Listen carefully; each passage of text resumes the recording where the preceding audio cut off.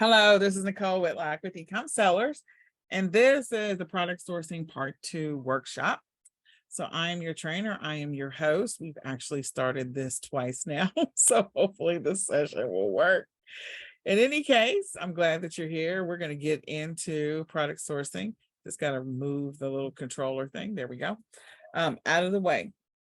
So in any case, this is part 2 of the product sourcing workshop. In part 1, we covered a lot. We're going to revisit some of the stuff we covered in part 1. And I'm just going to double check to make sure we're good to go in our Facebook group because we had some problems just a second ago. So let me go back, just double checking. All right, we are working now. All right. So today we're going to be covering Etsy sourcing, eBay sourcing, Walmart sourcing, Amazon, Shopify, and some do's and don'ts. We're also going to revisit some of the things that we covered in part 1 because it is relevant for the stuff that we're going to be covering today. So as part of part 1, one of the activities I gave you was to actually do some reconnaissance, to do some research. I'm always asked the question, what to source? I don't know what to sell. I don't know what to list. I don't know where to get the stuff. I don't know what to sell it for, like all of those questions. Now, what to sell it for, you're going to do some research to do that. But what to sell, there's going to also be some research, but you need to figure out who the suppliers are that have the item once you figure out what it is that you're going to sell. Now, the sequence of events of what you're supposed to do before you acquire any inventory or decide what you're going to list is you should be doing a little bit of product research. You should be doing some research and then product research. Once you figure out what the product is, then you're going to go ahead and acquire it. Acquiring it is the sourcing activity. Okay, the product sourcing of getting the item, and then your next step is to create the listing. So this is what we're going to be covering today: getting items, where to get items, where to get stuff to sell or products to sell, where to get inventory. This is what we're covering. So the first activity from last week that I suggested that you do is to compile a list of stores that are in your area. This is extremely important because this is going to give you some insight as to what your options are. I'm not talking just big stores, big box stores. I'm talking about local mom and pops. I'm even talking about your convenience store. There are times that you can walk into places and start to get product ideas. You'll be inspired by something. You'll also maybe pick up an item that you happen to find in your local mom and pops or even the convenience store, your smaller stores, your medium-sized stores. Flip it over, look in the back, and you can find out who the supplier is. Most of us walk around with a mobile phone, so you can just take a picture of the back of anything and then go do the research when you get home. That's always a great thing to do. But the first thing you need to start with is really paying attention or recognizing the stores that are in your area. That includes cigar stores, pet stores, candle stores. There's like art stores, all of these different types of stores, including your copy stores, like your FedEx office. Like you can go into some of them and they will be selling products. Every time you go into UPS, you go into FedEx, or you go into US Postal Service, like even they have products that they sell. Not that we can sell those products, but my point is there are products being sold to you all day long, everywhere you go, no matter where you go in, even your insurance agent's office. Like there's something in there besides insurance coverage that they're going to be selling. So write down all of the stores that are in your area. I would start with stores that are at least within a 20-mile radius. Every big and small store, okay? Next is I would do a Google search when you're trying to figure out if you need to find the locations, then how many locations you have for the store. Use Google to help you to do that. But when you do find a product that you think is potentially going to be one of those things that you want to sell, this is sort of a small product research task, but I would do a Google search and start typing the first couple of letters of whatever it is. I suggested last week talking about flat irons because ceramic flat irons. I should not talk so fast, but ceramic flat irons. Those are like, curlers for your hair. And some people really like the ceramic flat iron over any other flat iron. But if you just type in ceramic, you'll figure out what are the things that people are searching for. And maybe it's not a ceramic flat iron. Maybe it is something else that starts with CER, and you discover, hey, this thing is in demand. The first couple of letters or first couple of words of whatever it is that you type the first couple of letters for will indicate the demand for something. So if it pops up at the top of the search, like if you did a search on MOTH right now, Mother's Day gifts, Mother's Day ideas, Mother's Day, you know, well, I already used the word gifts, ideas, products are probably going to come up first if I did that random Google search. So type in the first couple of letters, and sometimes that will lead you down another path of other potential products that you could be selling. Now that, again, that's sort of a quasi product research hack. The other thing is to write down the last 5 products that you purchased and the last 5 stores you went to. So you went to 5 stores. What were the 5 things or one thing that you purchased at those stores? You went in there for something. The stores are there for a reason. It could be grocery stores, which a lot of us go to grocery stores a lot, but we don't always just pick up groceries at the grocery store. We pick up a variety of different things at the grocery store. So writing down, the last 5 stores and then the things that you purchased.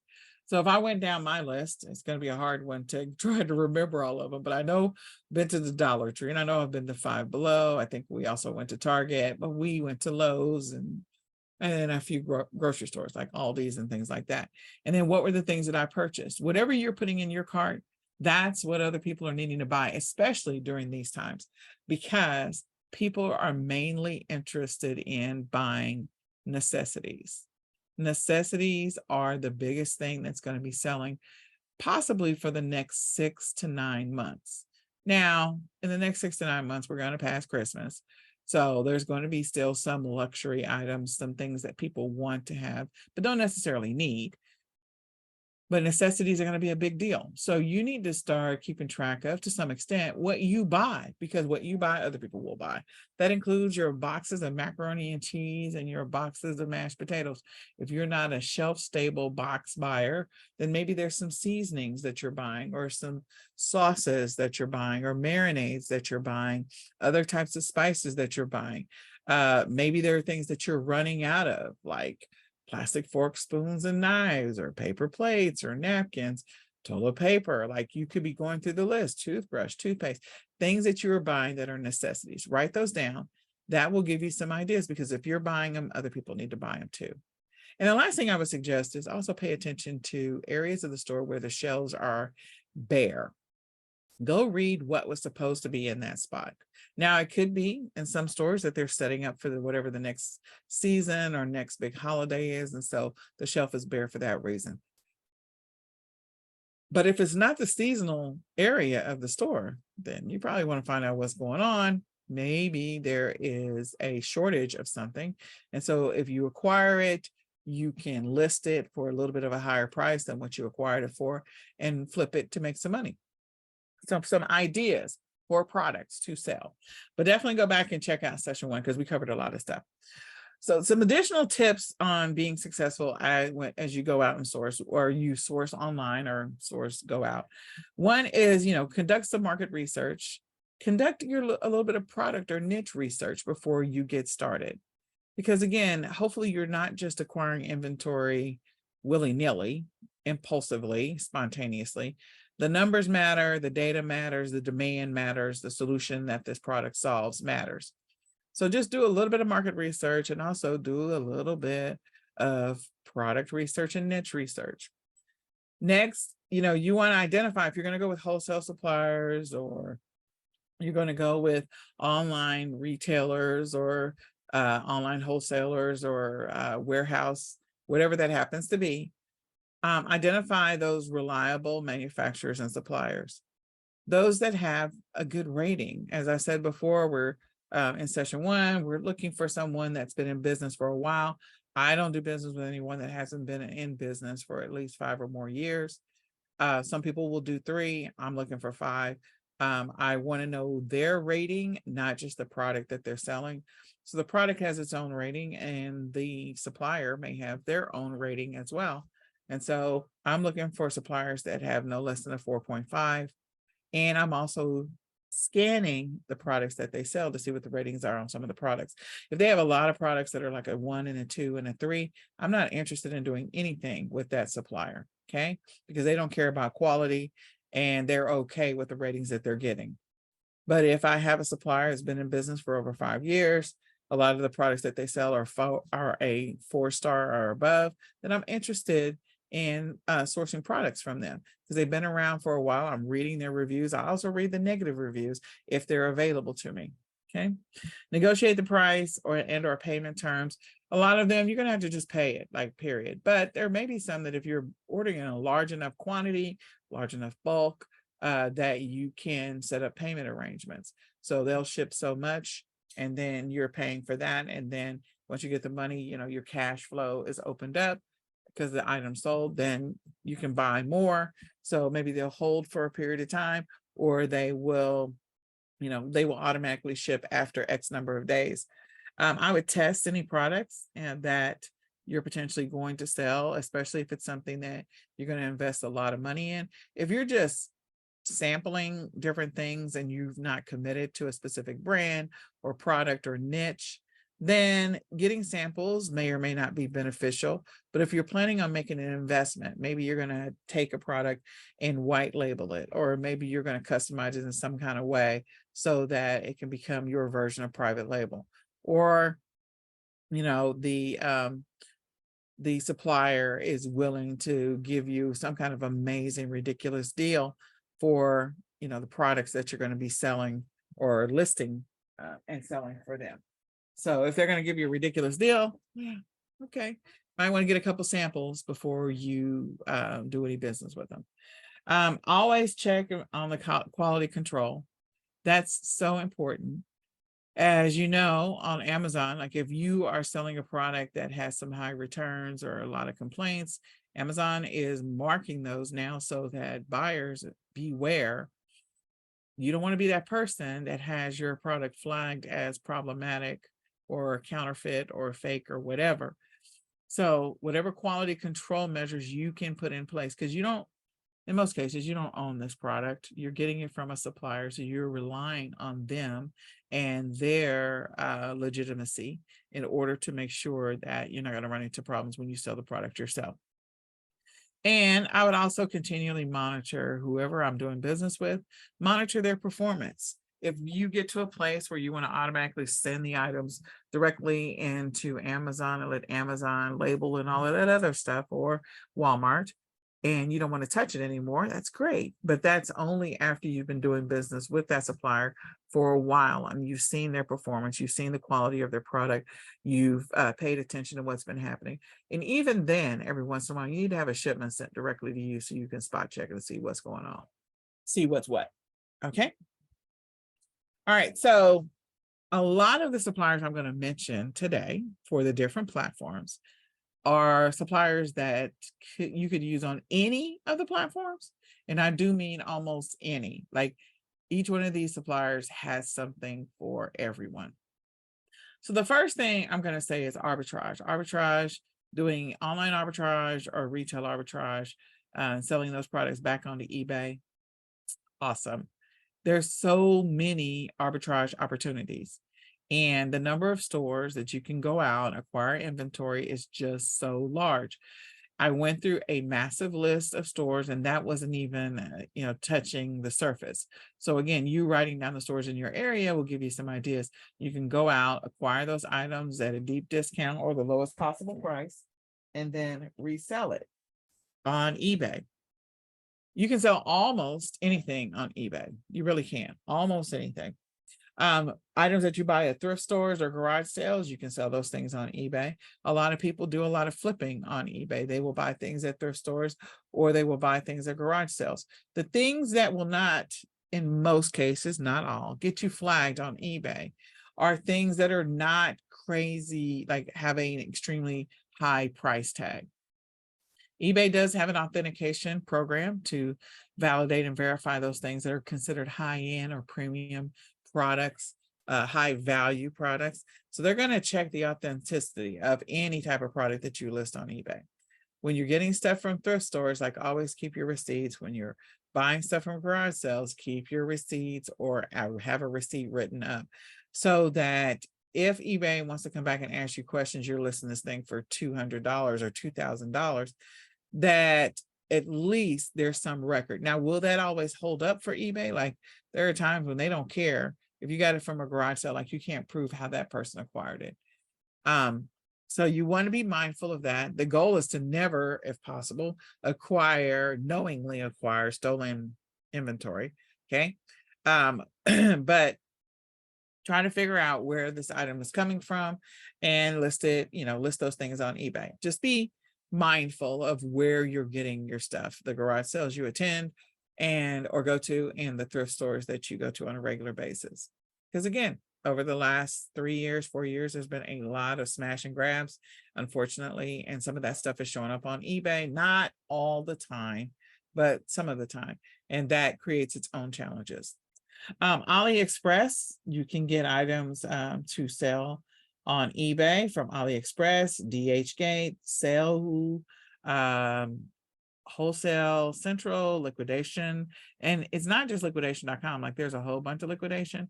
So again, you keep your purchase order or your invoice, anything that you buy, so that you have that record of how you acquired that particular thing.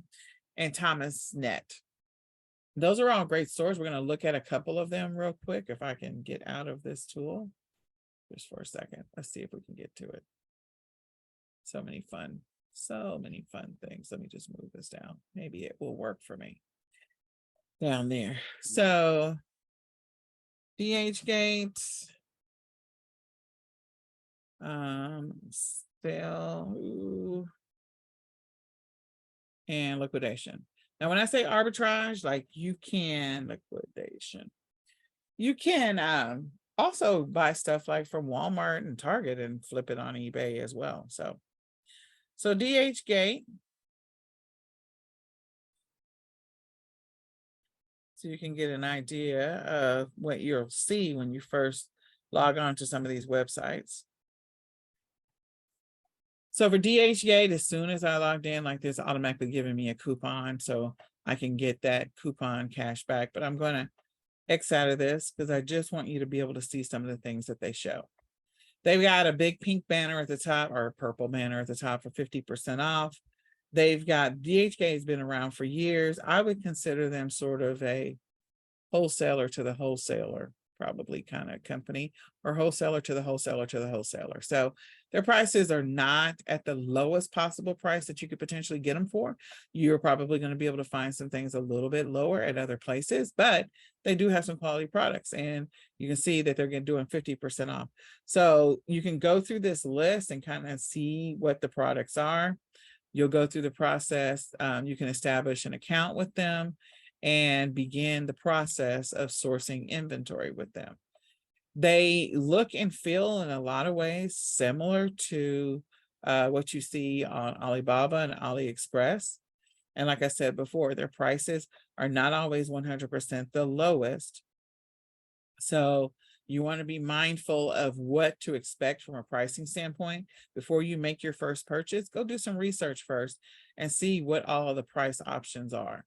And if they've got a great deal for the 50% off, I would say, test them as a supplier. So you can see they've got some flash deals here, and you can see some of their options that they have available to you. Okay. And I don't know that I would even say those are cheap enough. 30 Jumpmans. I feel like the prices could be lower, but that's okay. So in any case, you can check them out, see what kind of deals, and maybe test them. The next one is Sell. I feel like they do have decent prices. You can click on our products. So they have a directory, dropship, and education. So let me see if I can see anything. So they're not going to let me see any direct products because I have to go set up an account. Drop shipping, yeah, they're not going to let me see any direct products. You can get ideas and concepts about what they offer and how they offer it, but you're going to have to set up an account to be able to see anything. Okay. And then liquidation.com. On liquidation.com, and there's a few of the liquidation sites, you can actually see what it is that they're selling and you can make a purchase. So I live in the Dallas-Fort Worth area. These are like locations I could drive up to if I wanted to, and maybe get my inventory directly from them. So Garland, Texas, definitely a location I can drive up to. And if you have some locations near you, might be worth the drive just to walk over there and see what they got going on. The other thing you'll notice about liquidation.com is that, they got the government deals, all surplus deals, things that you can bid on. So you have a few different options when it comes to buying inventory. And if you have a lot of excess inventory, they give you the option to sell your products with them as well. There's going to be some stuff you're going to have to go through to be able to sell, but you can see some of the products if you want to buy those items directly from them and have them shipped to you, or you want to drive up and pick them up, save yourself some of the shipping fees. Like I could drive up to Garland and get some of this inventory that they have listed. So liquidation is always an option. So you can go and check out all of these stores, these sites, and see what you can find. And again, don't forget for eBay that arbitrage is definitely one of those options. Okay, so now the next we have Etsy. So Etsy, there's a lot of different options. Arbitrage is also an option for selling on eBay because of the fact you can sell a lot of crafts related stuff. Tuesday Morning is going out of business. They're going to be doing some massive liquidations.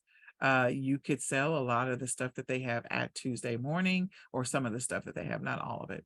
On Etsy, there are other stores. I can't remember the other store that was a competitor to Joann Fabrics, but there was another fabric store that just escapes me at this point.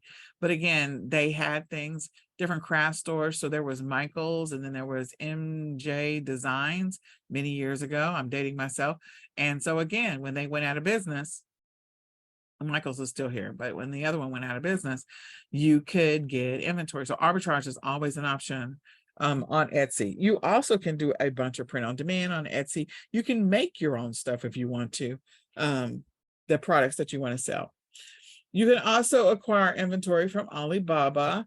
So if you want to buy art supplies, or you want to get paint supplies, or you want to get markers, or all of the different craftsy related things, you can definitely buy it directly from Alibaba, work directly with one of the manufacturers and try to get it for the lowest possible price.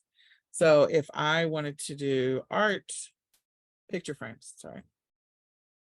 I actually did this research because my son was working on a project at one point. So if I go after picture frames,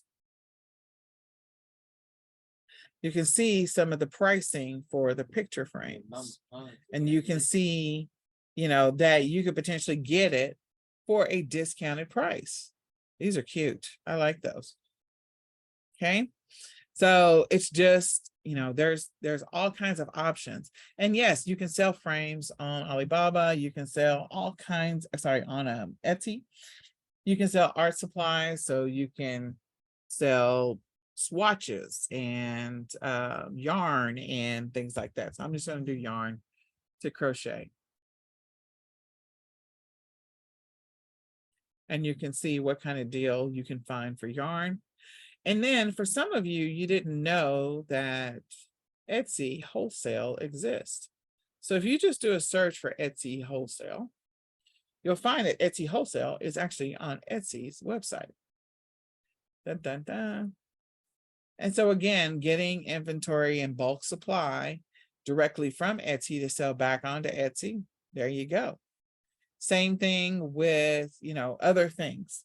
So you can get in bulk things, and then you can resell them back on Etsy or sell them on other platforms, sell them on your Shopify store, sell them wherever. But again, there's a whole wholesale market that exists on Etsy where you can buy things in bulk. All right, so next is Amazon. Again, all the same suppliers that we looked at for eBay apply to Amazon, yes. And here's some more. So we've got Wholesale to be, they've been around for a long time. Sprocket, wholesale to be. Now, Sprocket is probably more one for Shopify, but we'll pull them up. We've got Doba, and we got Worldwide Brands and Entertainment Earth. So let me do Entertainment Earth, and I don't remember the other one. I said it. Wholesale deals. Worldwide Brands. Okay. Worldwide Brands. Okay. Okay. So direct wholesaler and drop shipper. In addition to Entertainment Earth, you can get all kinds of toys and goodies to be able to list and sell on Amazon. So the great thing about, going to some of these suppliers is the fact that you can get that invoice and submit it to Amazon and use that as a way to get ungated. If you order 10, a minimum of 10, sometimes it's 15 or 20. Amazon is so weird, but the majority of the time it's 10. If you order enough in quantity and submit that invoice or purchase order, that can help you to get approved and or ungated. There will be some that you will have to become a distributor for that particular brand. But outside of that, like, you can use some of these wholesale suppliers to be able to source inventory to put onto Amazon. So let me get out of this. I did not mean to. There we go. I didn't want to log in. There's a bunch of different, as you can see, Amazon dropship on Amazon, but you can see they've got Shopify, they've got all these different options. And once you create a wholesale to be account, you'll be able to see their awesome directory. And they do have a nice directory of products that you can choose from. So you'll be able to see those products by creating your account and going in and looking at it from there. Okay. Oh, and then we looked at Entertainment Earth. We did wholesale to be, and then we have Worldwide Brands. So Worldwide Brands, it's got a list of wholesale directories. And they also have the option, for drop shippers. So you can drop ship on Amazon. You just have to do it the right way. You have to do it the right way. So you need to set up an account so that you can get in. And then once you set up an account, you'll be able to log in. Now, I can't remember if Worldwide Brands is one of those that it's a paid membership or not. That I don't remember. I think it's free. I haven't logged in a while. I created an account like maybe 4 years ago. I feel like it was 4 years ago. But in any case, they do have a wide variety of products that you can use to source to sell on Amazon.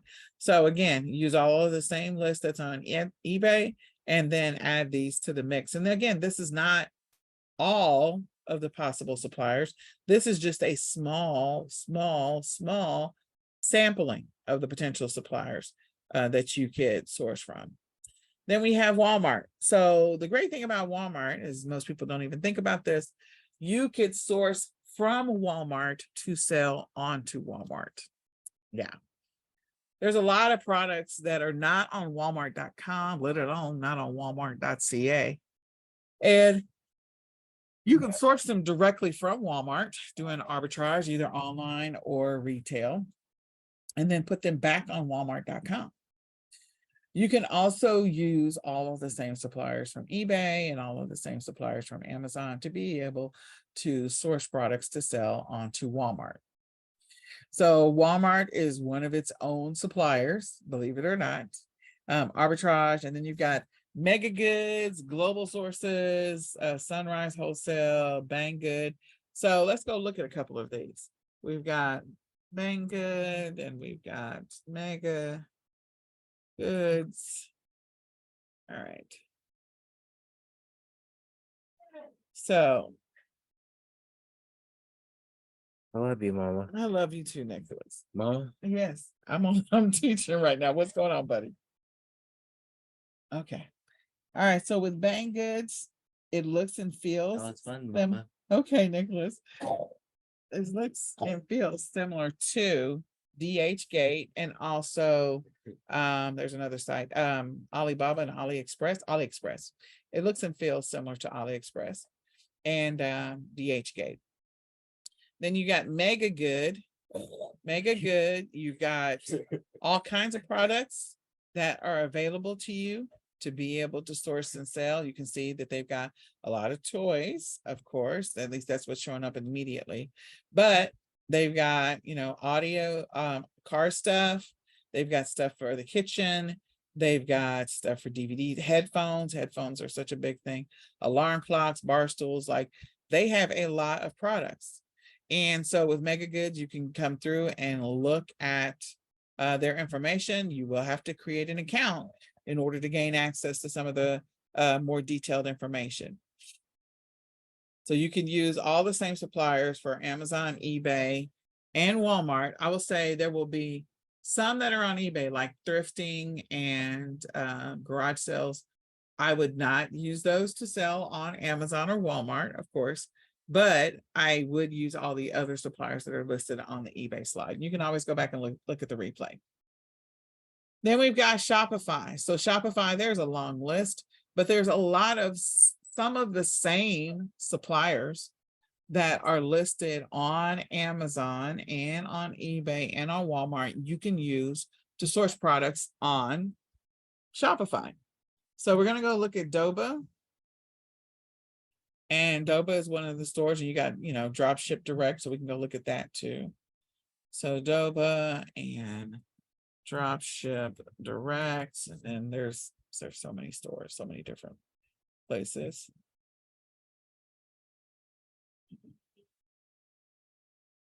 Drop ship direct. Direct drop ship, direct drop shippers. I'm looking for drop ship direct. So not going to find it. On Facebook, I see drop ship direct.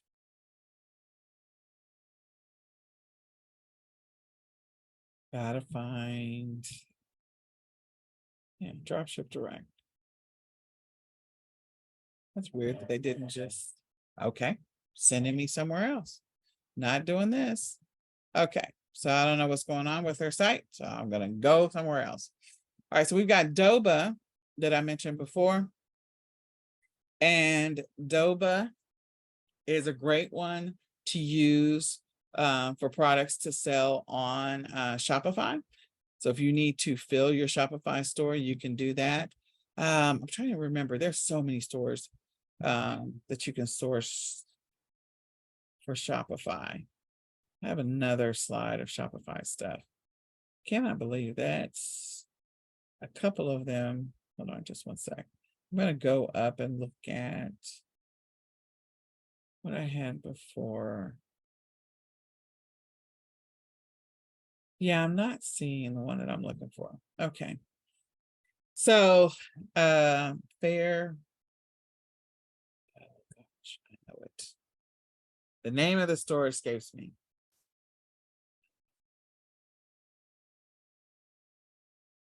I cannot remember the name of the store. Fair something? Is it Fair or is it something else?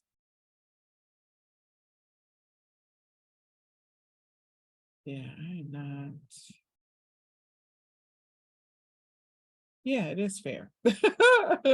So this is one that you can definitely use to source products to sell on your Shopify store if you're going to sell on Shopify. And again, a lot of the same suppliers that you have on the eBay list, the Amazon list, the Walmart list, the same ones that you can use for your own direct Shopify store. So if you're still saying, I don't know where to get this inventory, I don't know where to find this, I don't know whatever, it's like Nicole just gave me a bunch of lists. So eBay, again, arbitrage is always a good one. You've got thrift stores, you've got garage sales, and those are always good ones for flips. And if it is vintage, or if it's a collectible, you can sell vintage on Etsy and you can sell collectibles on Amazon and Walmart, but it has to, you need to make sure that it really is what it is. eBay does have an authentication program for anything that is high end or the price is high.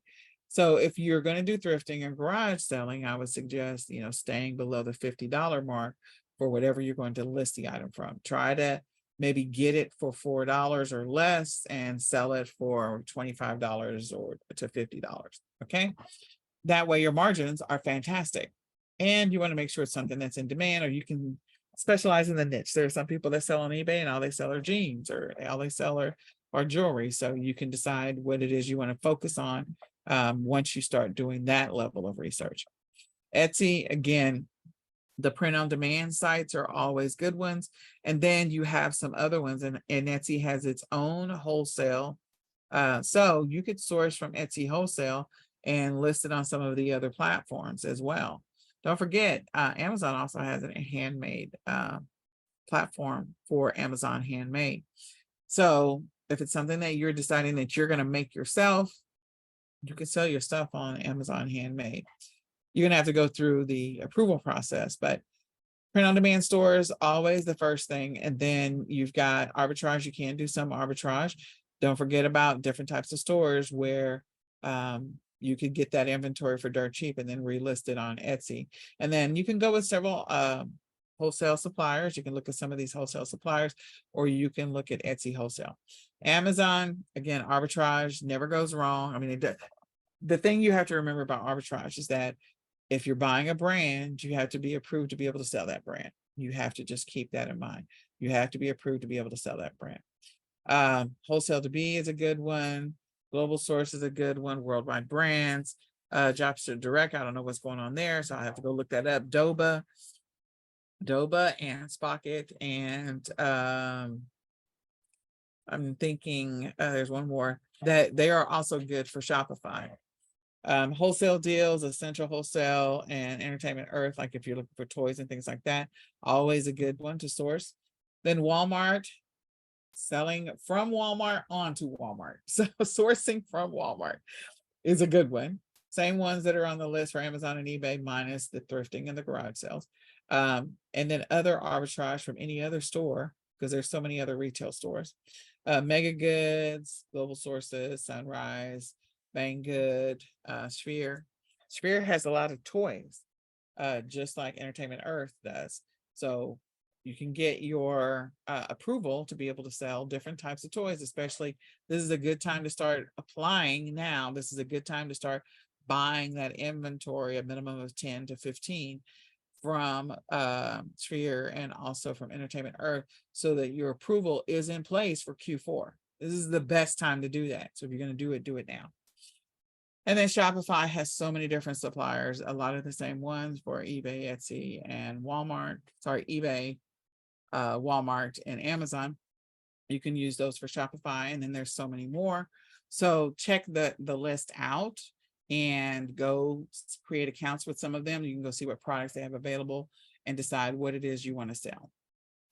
Now, product research, again, we did not do a deep dive, but here's another smattering of so many different stores that you could use to go do more product sourcing, not necessarily product research, but product sourcing. Now, if you want to do product research, you can create an account with eCom Hunt. You can create an account with Spocket. You can also sign up for or receive or install some of the Chrome extensions that are out there that will help you with product research. If product research is your Achilles heel, you can do that. You can also sign up for our arbitrage list. We give away or sell 50 arbitrage leads list every single week. It's a fresh list every week, and you get products that have no less than a 30 to 35% ROI and higher. In most cases, the average ROI is over 100%.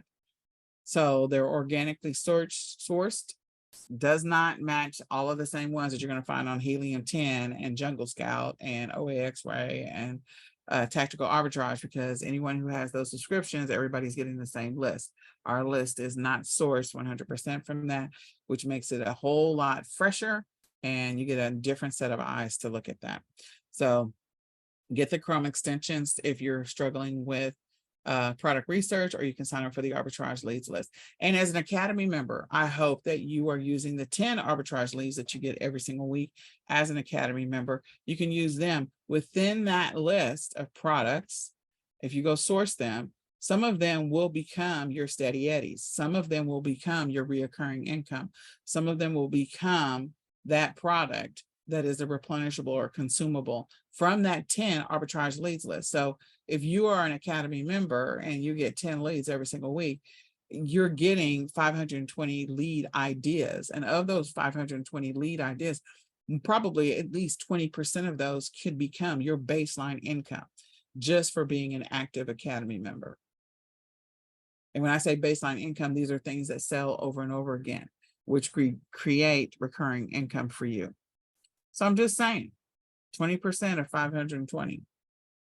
So you don't have to have a large number of products to be able to generate or create recurring income for yourself. So some do's and don'ts when it comes to sourcing. One, I do suggest that you definitely do some research to identify potential suppliers, manufacturers that have high quality and competitive, high quality products at competitive prices. You definitely need to do that research. This is not necessarily the product research, just doing some research about the suppliers that you potentially are going to create accounts with, because there are so many. And don't forget that you do also get your 10 wholesale leads list every single week as you're an active Academy member. That means you get 520 wholesale suppliers every year if you're an active Academy member. And all you need to do is apply with 5 of them. If you do, let's just say you do one a week. If you apply with one of them a week, if you have to get a wholesale account and they approve you, then that is 52 wholesale accounts. That's a game changer. That increases your ability to sell a variety of different products. Even when a specific area gets saturated, you can move, you can pivot so much easier. So make sure that you are opening your email for the wholesale list every single week, because that's going to give you a bunch of great leads. Negotiate the pricing and payment terms if you need to do that. Not all the platforms even give you the opportunity to even negotiate pricing and payment terms. I'm just going to tell you. But there are some that will. And so you want to negotiate that, especially if you're working with a manufacturer. Like if you're going to Alibaba and they are the direct manufacturer, then you have a little more potential negotiating room if you know how to talk. So just putting it out there. Make sure you have some quality control measures in place so that there's no surprises if the quality goes bad for some of the products that you're sourcing and selling. Monitor your product performance on a regular basis, just to make sure that it is still doing well, just to check to see the competitors are still there. Some of your products will have ebbs and flows where they will have a boatload of sellers on that same, selling that same product, and then for a season, and then they will just move on. Where if you stick with it, this could be a product that becomes, again, part of your regular recurring income. Diversify your products. That would be good to have a variety of different products that you choose. So maybe you have 50 main products that are part of your bread and butter, that are your recurring income, but you've got a list, you got to source and list in order to figure out which ones do you think are going to be your bread and butter, even if other sellers jump on the listing. And there might, in the middle of this, you might uncover some potential private label opportunities and or white label opportunities as you do this research. The don'ts: don't rush into sourcing any sourcing agreement with anybody. If they're forcing you to do that, then you probably want to pray about it and give it a side eye. Just go at your pace, because at the end of the day, it's your business that's going to be in jeopardy or that's going to benefit from it.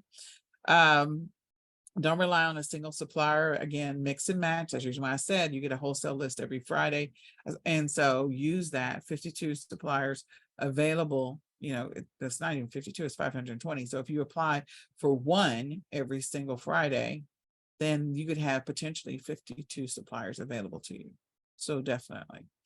Don't compromise on the quality. If you see the ratings are bad, don't mess up your account.